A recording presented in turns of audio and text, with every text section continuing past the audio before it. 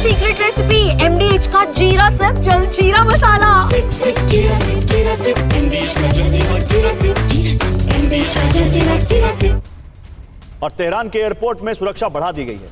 विस्फोट के बाद एयर डिफेंस सिस्टम एक्टिव कर दिया गया है। विस्फोट पर मेहराबाद एयरपोर्ट का आधिकारिक बयान आया है। एयरपोर्ट परिसर के बाहर धुआं उठता दिखा है। एयरपोर्ट में फ्लाइट ऑपरेशन हालांकि जारी है।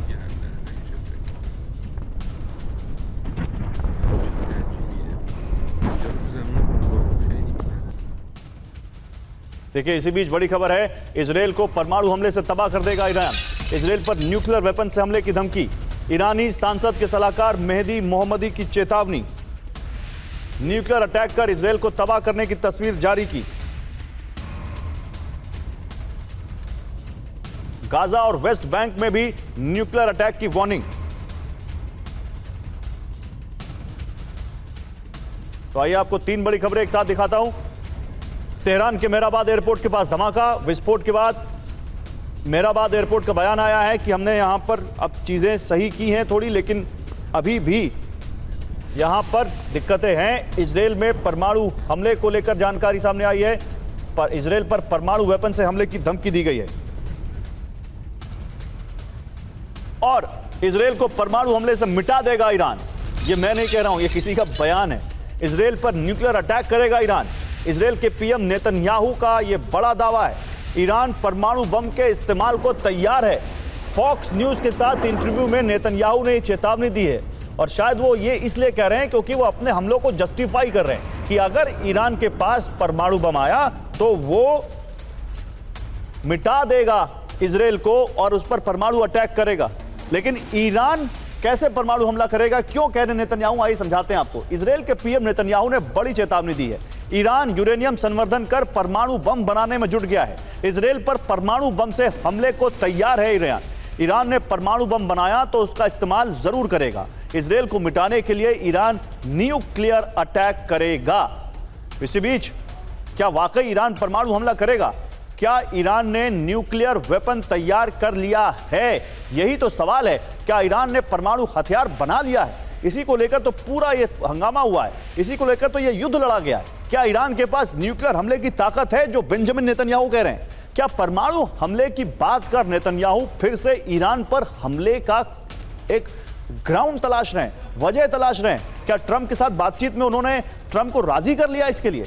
अमेरिकी बेस पर डायरेक्ट अटैक करेगा ईरान, यह भी कहा उन्होंने। एक बड़ी खबर आई है, कतर में अमेरिकी अल उदीद बेस पर हमले की चेतावनी।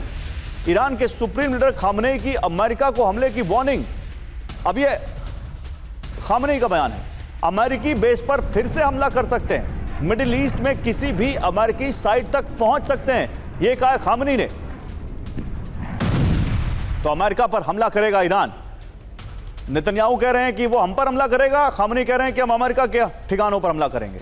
ईरान के सुप्रीम लीडर खामनेई ने अमेरिका को चेतावनी दी। मिडिल ईस्ट में अमेरिकी सैन्य बेस ईरानी सेना के टारगेट पर है। कतर में अल उदीद बेस पर फिर से हमला कर सकता है ईरान। अल उदीद पर हमला बड़ा संकेत था और यह दोहराया जा सकता है, यह खामनेई ने कहा है। 23 जून को ईरान ने कतर में अमेरिकी बेस पर बैलिस्टिक मिसाइल से हमला किया था। अब ये जल्दी से इस पर जनरल चतुर्वेदी एक छोटा सा रिएक्शन आपसे, और ग्रुप कैप्टन डीके पांडे, मैं आपसे भी चाहूंगा कि इस छोटा सा रिएक्शन इसमें आप दोनों दें। जनरल चतुर्वेदी पहले, लेकिन ये मुझे बताइए, क्या वाकई नेतन्याहू वजह तलाश रहे हैं ईरान पर हमले की? हो सकता है, लेकिन अभी तक तो ऐसा था कि अमेरिका ने कहा कि ईरान के हमने सब न्यूक्लियर कैपेबिलिटीज़ बर्बाद कर दिए हैं। बंकर बस्ट बॉम्ब से हमने उसका जहाँ पे वो तैयारी कर रहा था बॉम्ब बनाने की, वो सब कम से कम 3 या 4 साल तक उसको पीछे कर दिया है। अब कहाँ से ये बॉम्ब आ गया जो नेतन्याहू कह रहे हैं कि हमारे ऊपर करेगा? ये बेसिकली परसेप्शन बैटल चल रही है इस वक्त। और देखिए, पिछली बार भी जब कतर पे बेस पे किया है, ये सब स्टेज मैनेज था, क्योंकि ईरान को रिटेलिएट तो करना था जब इतना बड़ा हमला उनके ऊपर हुआ, बंकर बस्ट एम्यूनिशन उनके ऊपर डाला गया, ये सब उनके न्यूक्लियर फैसिलिटीज़ को बर्बाद किया गया, तो रिटेलिएशन करना था। अब रिटेलिएशन कहाँ करें? एक छोटे से बेस पे जहां अमेरिका को पहले बता दिया गया था कि आप खाली कर दो, नहीं, लोग तो कह रहे हैं जाके कि आपने फायर कर दिया। लोग तो कह रहे हैं ये फिक्स मैच था। ग्रुप कैप्टन डीके पांडे, ये तो मैच स्टेज स्टेज यहाँ पे, और मैनेजमेंट ये खामनेई क्या एक बार फिर से क्या अपनी कॉन्स्टिट्यूएंसी को एड्रेस कर रहे हैं? क्योंकि अमेरिका की सेहत पर तो इस बयान का शायद ही कोई असर पड़े।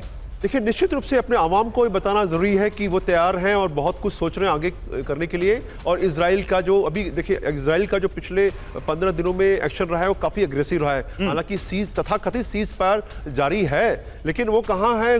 कोई सीज तो अलग हो गया है, फायर ही फायर दिख रहा है। तो निश्चित चीज़ें ऐसी तेजी से बदल रही हैं वहाँ पर। और अभी एक नई बात, जो नया एंगल आ रहा है कि उनके पास आणविक हथियार आ गए हैं। कहाँ से आए हैं वो? क्या उन्होंने बनाए तो कब बनाए? क्योंकि आपने तो ये क्लेम किया था कि उनके सारे जो फैसिलिटीज हैं उनको डिस्ट्रॉय कर दिया है, उनके पास अब दमखम नहीं है। तो ये क्या कोई और देश ले रहा है? तो निश्चित रूप से इनकी संभावनाएं बहुत कम लगती है कि जिस प्रकार से एकदम तीखी, बिल्कुल जैसे कहा था ना, पैनी नज़र से उस इलाके को देखा जा रहा है कि कौन आ रहा है, कौन जा रहा है। तो ऐसे जहाँ पर कि आप इंटेलिजेंस ISR की फैसिलिटी इतनी स्ट्रांग हो, वहाँ पर कहना कि बाहर से आया, इसकी संभावना बहुत कम लगती है। ठीक है, यहाँ तक खुद बनाने की बात है, संभावनाएं उसकी भी कम है। ये एक नैरेटिव सेटिंग, जैसा कि सर ने भी बताया कि नैरेटिव सेटिंग की बात है कि मतलब दोनों तरफ से नैरेटिव ही बिल्ड किया जा रहा है। नेतन्याहू चाहे जो कह रहे हैं और चाहे वो खामनेई जो कह रहे हैं। लेकिन इसी बीच देखिए, एक जगह जहां वाकई रियल वॉर लगातार जारी है, साल भर से ज्यादा हो चुका है। गाजा में IDF पर हमास का हमला, हमास ने घात लगाकर हमला किया है। ग्राउंड ऑपरेशन के दौरान पलटवार वहां पर किया है और भागने की कोशिश में IDF सैनिक की मौत का दावा किया है हमास ने। अल कस्साम ब्रिगेड, जो कि हमास की मिलिट्री यूनिट है, उसने एक वीडियो जारी किया है और यह दावा किया है।